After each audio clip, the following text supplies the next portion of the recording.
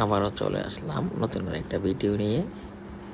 দেখেন, royal Enfield বাইকটা উনি হচ্ছে 3000 কিলো রান করছে, অলমোস্ট 3000 কিলো। তো এইখানে ওনার প্রবলেমটা হয়েছে, ক্লাস কেবলটা ছিঁড়ে গেছে।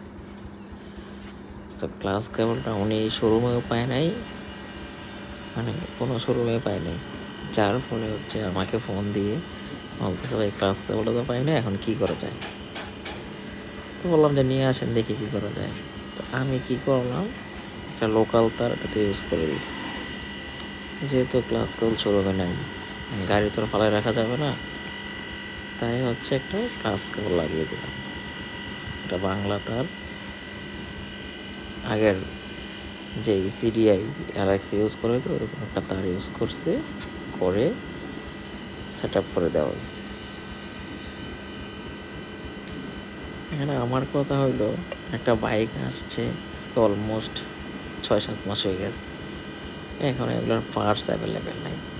অথচ সারা বাংলাদেশে মোটামুটি অলমোস্ট অনেকগুলো ডিলার পয়েন্ট হয়েছে, অনেকগুলো সার্ভিস সেন্টার হয়েছে।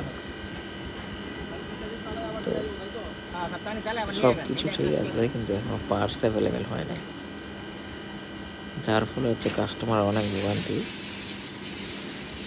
আর এই বাইক যেহেতু যদি রাস্তায় যদি ওনার ক্লাস কেবল ছিঁড়ে যেত, এই বাইক কিন্তু উনি দাগ খাই নিয়ে কোথাও নেওয়া যাওয়ার মতো পসিবল না, কেন এত ওয়েট একটা বাইক।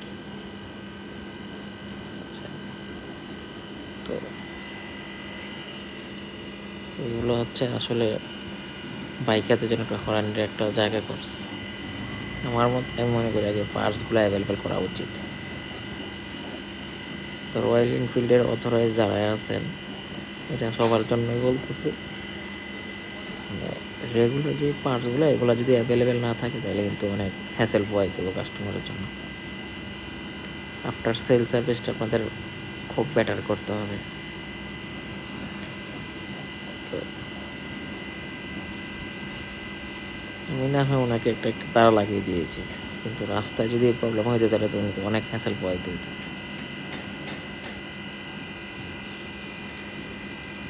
ঠিক আছে, ভালো থাকবেন, আসসালামু আলাইকুম।